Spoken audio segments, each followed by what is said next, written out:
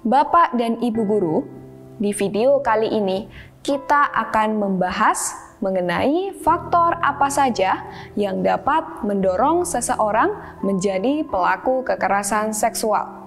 Yuk, belajar dari ilustrasi-ilustrasi kasus ini. Mari kita lihat, ini adalah Bu pelaku A, usia 27 tahun. Cukup muda ya. Ia sudah menikah. Ia adalah pendidik di sebuah sekolah luar biasa. Tapi, Bu Guru A adalah pelaku pelecehan seksual kepada murid laki-laki kelas 5 SD dengan disabilitas intelektual, hingga korban mengalami trauma berat. Kekerasan seksual tersebut terjadi di sekolah dan pelaku beralasan tidak dapat mengendalikan hasrat seksual. Kini, korban yang tidak memahami apa yang terjadi dengan dirinya selalu ketakutan tiap kali berangkat ke sekolah dan terancam putus pendidikan. Ini adalah pelaku B, usia 50 tahun. Pelaku B adalah seorang kepala sekolah di sekolah menengah atas.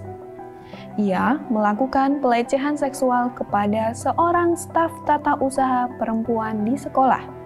Pelaku B sering menceritakan cerita bernuansa seksual kepada ibu staf tata usaha, baik secara langsung ketika jam kerja maupun mengirimkan pesan pribadi melalui media sosial. Ini adalah pelaku C, usia 40 tahun. Ia adalah guru agama sekaligus pemilik sebuah sekolah asrama. Pelaku C melakukan pemerkosaan kepada belasan murid perempuan. Semua korbannya masih berusia anak di bawah umur. Dan beberapa di antara korban mengalami kehamilan. Murid perempuan yang ditampung di sekolah asrama ini pada umumnya berasal dari keluarga yang tidak mampu. Mereka dijanjikan beasiswa dan pekerjaan di masa depan.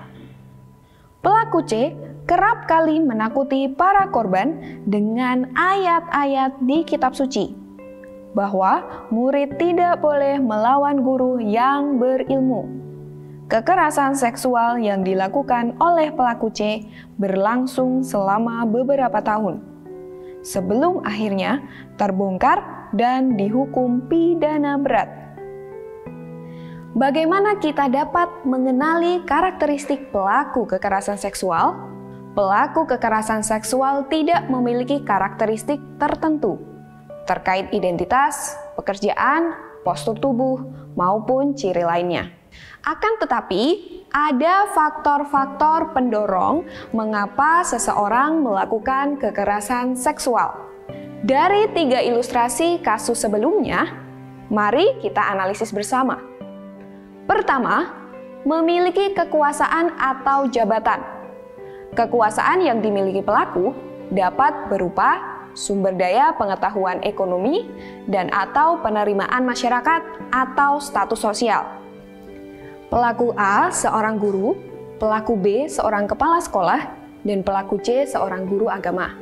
Ketiganya adalah tokoh yang memiliki sumber daya pengetahuan, ekonomi, status sosial, yang menurut standar masyarakat adalah status kehormatan.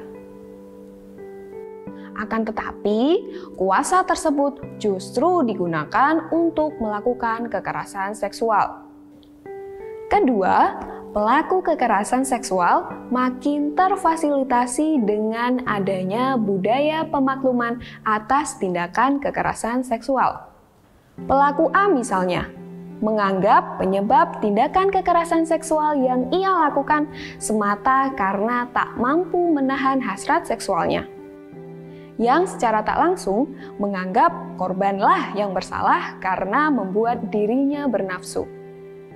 Pelaku B menganggap membagikan cerita bernuansa seksual kepada orang lain sebagai sesuatu yang lazim, dan bahkan dianggap sebagai candaan, meskipun sudah ditolak oleh korban.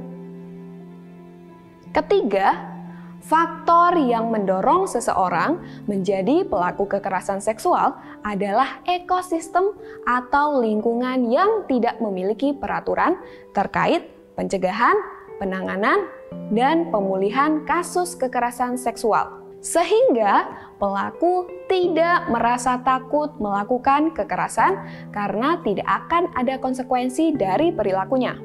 Dalam kasus pelaku A, korban disabilitas intelektual tidak mendapatkan pemulihan dari trauma.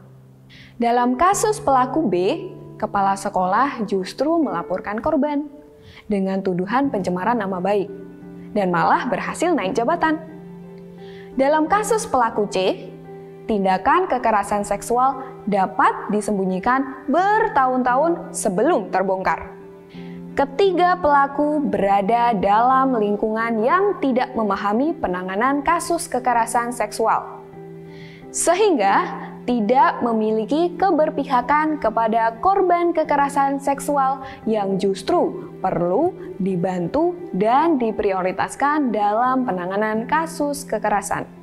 Maka dari itu, satuan pendidikan yang berkomitmen menjadi ruang belajar mengajar yang merdeka dari kekerasan seksual perlu bersungguh-sungguh merancang peraturan terkait pencegahan, penanganan, dan pemulihan kasus kekerasan seksual yang memprioritaskan pendidikan dan masa depan korban. Lebih baik mencegah sebelum terlambat. Bersama kita hapus kekerasan seksual di satuan pendidikan.